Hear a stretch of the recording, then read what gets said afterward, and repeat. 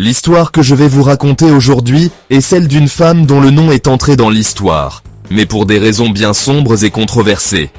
Erzsébet Báthory, que l'on connaît également sous le nom d'Élisabeth Báthory, est souvent décrite comme étant l'une des figures les plus terrifiantes de l'Europe de la Renaissance. Son histoire est entourée de mystères, de légendes et de récits contradictoires. Mais ce qui est sûr, c'est que son nom évoque encore aujourd'hui la peur et la fascination. Nous sommes au XVIe siècle, dans une Hongrie tourmentée par les guerres et les luttes de pouvoir. Erzsébet Báthory est né en 1560, dans une des familles les plus influentes du royaume. Les Báthory étaient une dynastie puissante, connue pour leur richesse, leurs terres étendues et leur influence politique. Erzsébet grandit dans un environnement luxueux, mais aussi marqué par des événements qui, peut-être, laissèrent une empreinte indélébile sur sa personnalité. Dès son plus jeune âge, Erzsébet montre des signes d'intelligence remarquables. Elle parle plusieurs langues, notamment le latin, le hongrois et l'allemand, ce qui était exceptionnel pour une femme de son époque. Mais son enfance est également marquée par la violence. Des récits rapportent qu'elle aurait assisté à des exécutions brutales et que des membres de sa famille pratiquaient des actes de cruauté envers leurs serviteurs. Ces scènes auraient pu influencer son comportement futur, bien qu'il soit difficile de distinguer la réalité de la fiction dans ces anecdotes. Sa famille était connue pour ses pratiques particulières. Certains membres étaient accusés de sorcellerie, et il n'était pas rare que des châtiments corporels soient infligés aux serviteurs pour les plus petites fautes. En outre, Erzsébet souffrait probablement d'épilepsie, une maladie mal comprise à l'époque. Des écrits rapportent qu'elle recevait des traitements étranges, incluant l'application de sang humain comme remède. Cette association précoce entre sang et guérison pourrait avoir joué un rôle dans ses comportements futurs.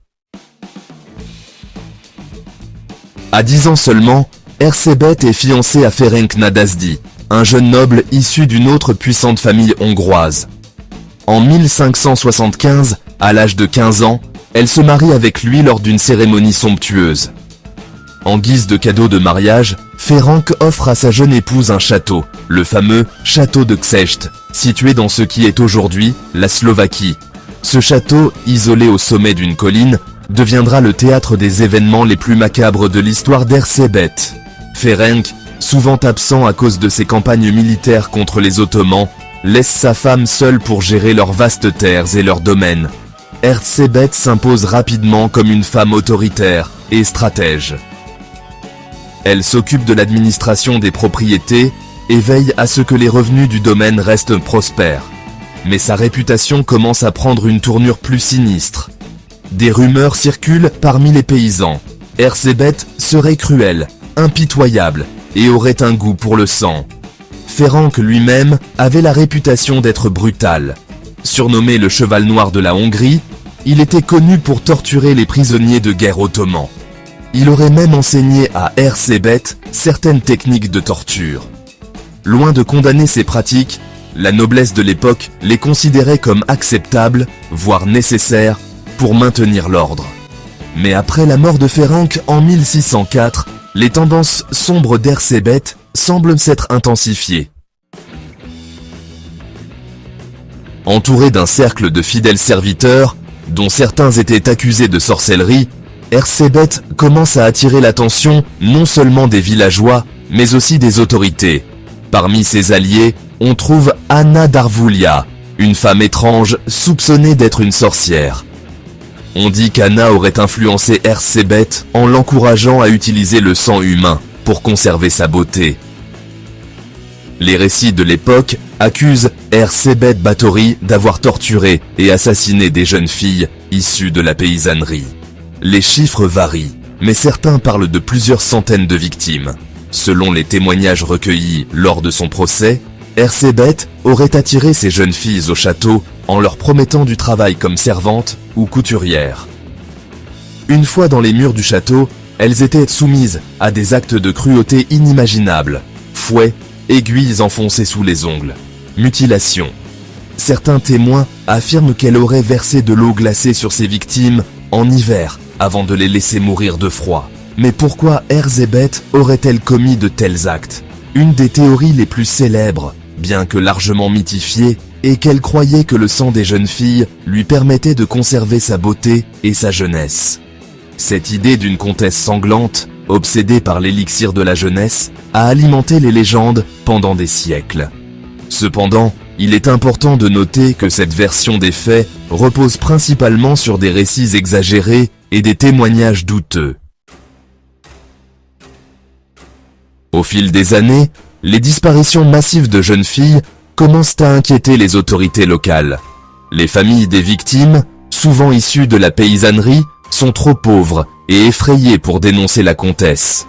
Mais lorsque les filles de petits nobles commencent également à disparaître, l'affaire prend une toute autre tournure.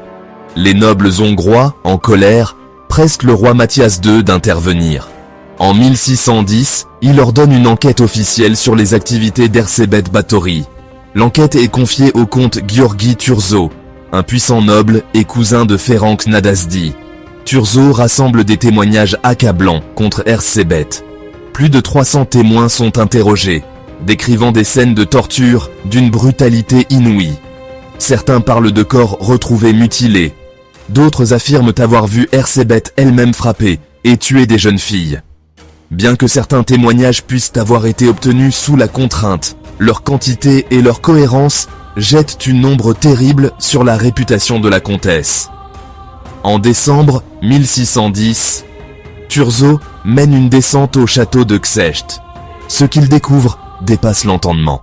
Selon les rapports, il trouve des corps de jeunes filles mortes ou mourantes, certains enfermés dans des cachots, d'autres présentant des blessures horribles. Erzsébet est arrêté sur le champ, ainsi que plusieurs de ses serviteurs. Le procès qui suit en 1611 est l'un des plus célèbres de l'histoire hongroise. Les serviteurs d'Erzsébet, considérés comme ses complices, sont condamnés à mort après avoir avoué sous la torture. Erzsébet elle-même, en tant que noble, échappe à l'exécution. Cependant, elle est déclarée coupable et condamnée à être emprisonnée à vie dans une petite pièce de son propre château.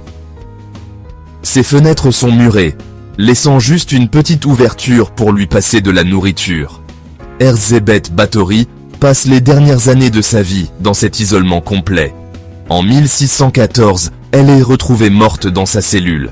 Certains disent qu'elle aurait été enterrée dans l'église locale, mais sa tombe reste introuvable à ce jour, alimentant les légendes autour de sa personne.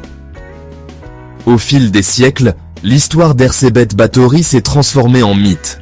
Était-elle réellement la meurtrière sanguinaire que décrivent les récits, ou a-t-elle été victime d'un complot visant à s'emparer de ses richesses et de ses terres? Les historiens débattent encore de cette question. Ce qui est certain, c'est que son nom reste gravé dans l'histoire comme l'une des figures les plus terrifiantes et fascinantes de son époque. Une femme puissante, intelligente, mais aussi profondément controversée, dont les actes, réels ou exagérés, continuent de hanter l'imaginaire collectif. Merci d'avoir regardé cette vidéo jusqu'à la fin. Si cette histoire incroyable vous a plu, n'oubliez pas de laisser un like et de vous abonner à la chaîne pour ne rien rater. Je poste une nouvelle histoire fascinante tous les jours. Alors à demain pour une nouvelle aventure incroyable.